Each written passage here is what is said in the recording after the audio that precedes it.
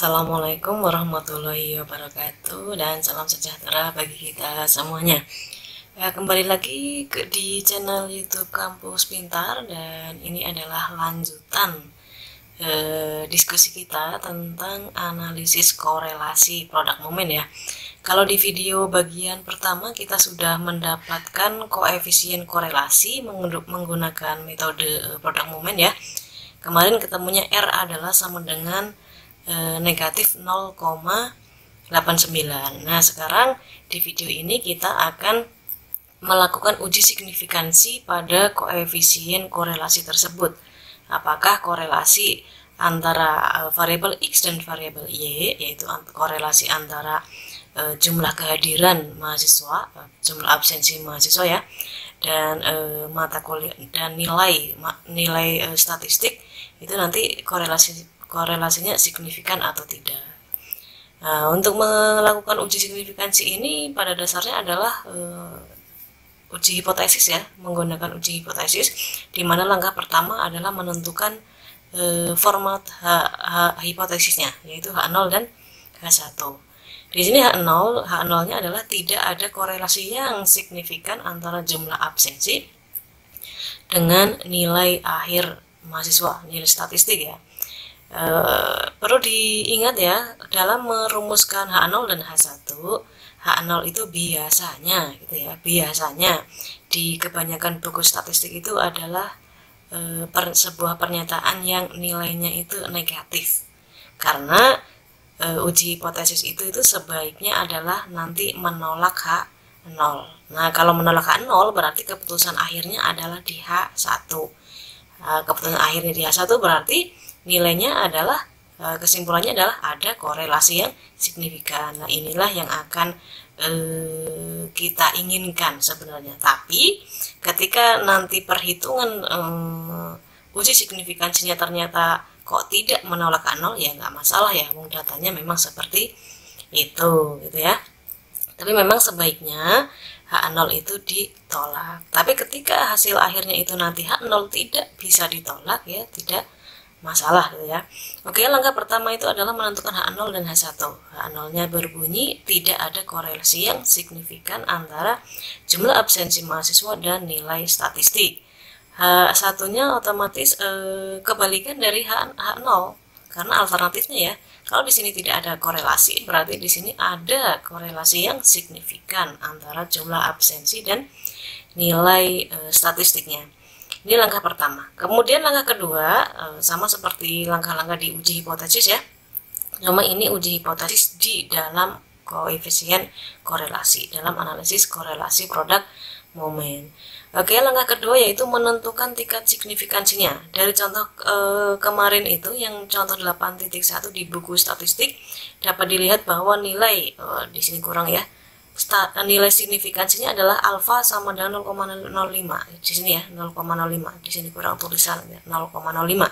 Tingkat signifikansinya kita pakai alfa 0,05 atau 5%. Kemudian langkah ketiga.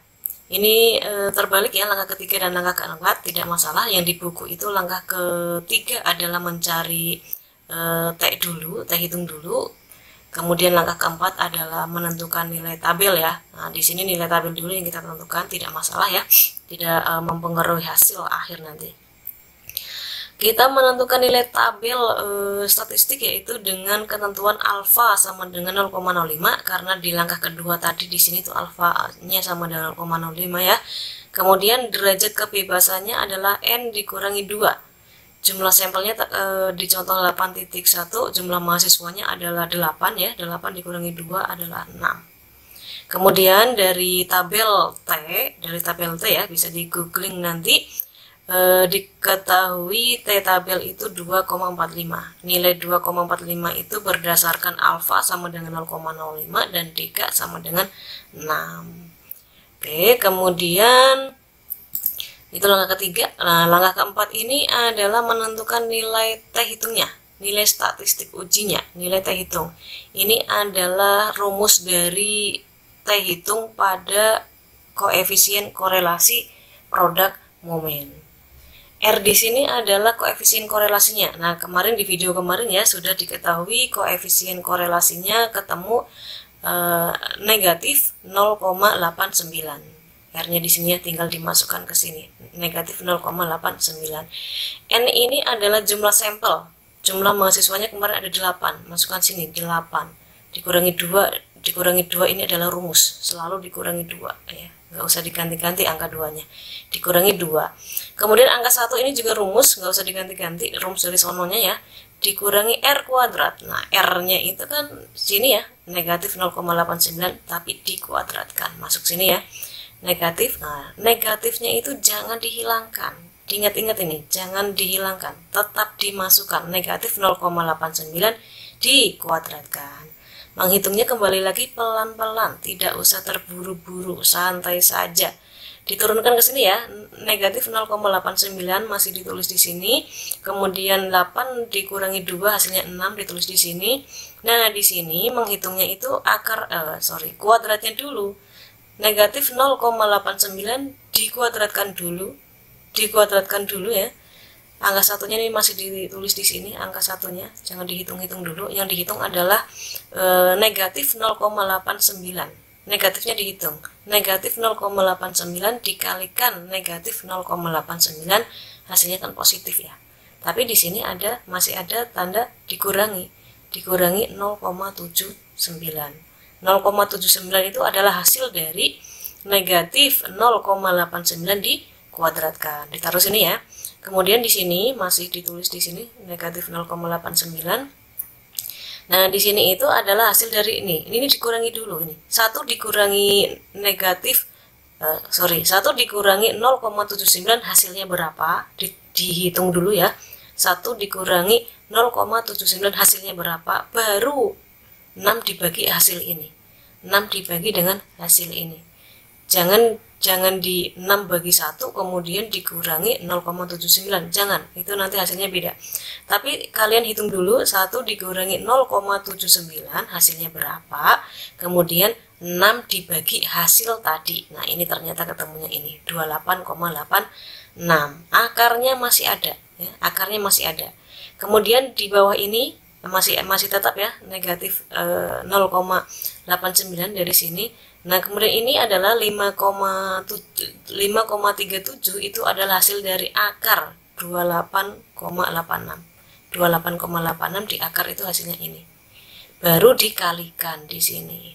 Negatif 0,89 kali 5,37 sama dengan negatif 4,79. Ini adalah nilai T hitungnya. T hitung sudah ada, T tabel sudah ada, itu ya. T tabel tadi di langkah ketiga ada hasilnya berapa tadi? 2,45. Kemudian T hitungnya adalah negatif 4,78. Kemudian sekarang masuk ke langkah kelima, yaitu menentukan kriteria pengujian. Analisis korelasi produk momen itu menggunakan uji hipotesis dua sisi ya, dua sisi. Dengan ketentuan H0 ditolak ketika T hitung itu kurang dari negatif T, ini T tabel ya, T tabel, atau T hitungnya itu lebih dari T tabel. Dari langkah nomor 3 dan nomor 4, nomor 3 itu tadi T tabelnya diketahui berapa? T tabelnya adalah 2,45 ya. Kemudian T hitungnya adalah berapa tadi ya? T hitungnya adalah ini ya, 4,78. T hitungnya adalah ketemu negatif ya, negatif 4,78. Maka masukkan di sini nilai T hitungnya negatif 4,78 ternyata kurang dari negatif 2,47. Negatif 2,45. Negatif 4,78 itu lebih kecil dari negatif 2,45. Maka sesuai dengan ini ya, T hitung kurang dari, lebih kecil dari T tabel. Maka H0 ditolak. Atau ketika kita bingung menggunakan ini ya, karena kelihatan ribet, kita bisa menggambar daerah penolakan H0 menggunakan uji hipotesis dua sisi ya, dua sisi, sisi kanan dan sisi kiri. Nih H0 ini yang diarsir ini adalah daerah penolakannya. H0 akan ditolak ketika nilai T hitungnya itu berada di sini, di daerah arsir sini kiri, atau nilai T hitungnya tadi itu terletak di daerah arsiran sebelah kanan. Itu sama-sama H0-nya harus ditolak. Sebaliknya, ketika T hitung itu nanti terletak di daerah sini, yang putih sini ya, yang clear, itu H0-nya diterima. Ini ya, daerah penerimaan, di sini daerah penolakan. Kemudian untuk menentukan batas ini, batas daerah arsir ini ya, ini adalah menggunakan T-tabel. T-tabel. Ini T-tabel nilainya positif. Tadi T-tabel ketemunya adalah 2,45 ya. T-tabel yang nilainya positif adalah 2,45. Kemudian di sini nilai T-tabel yang dinegatifkan. Jadi negatif 2,45. Setelah ini selesai batas-batasnya, kemudian kita tentukan nilai T hitungnya itu terletak di mana, di daerah arsiran yang merupakan penolakan H0 atau di daerah yang jernih di sini. Tadi diketahui nilai T hitung kita adalah negatif 4,78. Negatif berarti di sisi kiri ini ya. Nah, negatif 4,78 itu ada di sebelah kanan atau di sebelah kiri dari ini, nilai T tabel yang sudah dinegatifkan. Di sebelah kiri ya, karena negatif 4 itu lebih kecil dari negatif 2. Nah, diingat-ingat ini ya aturan koordinat ya, aturan garis ya.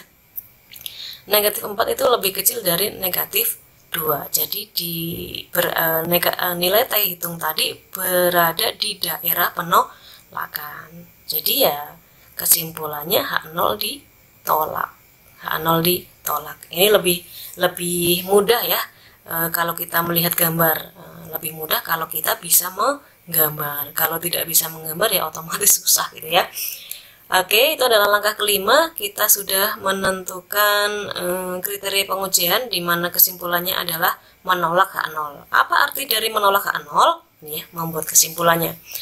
Keputusan uji hipotesis dari analisis korelasi produk momen tadi adalah menolak H0. Berarti bahwa ada korelasi yang signifikan.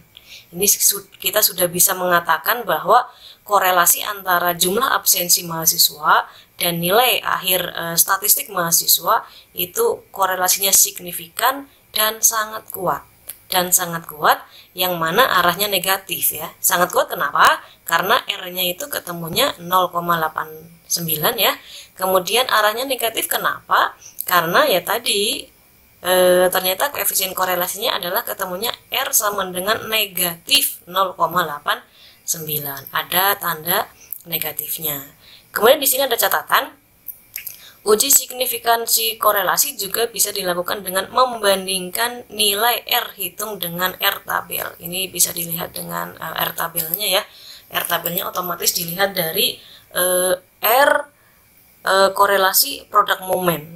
Karena tadi perhitungannya menggunakan rumus dari korelasi produk momen. Seperti itu ya.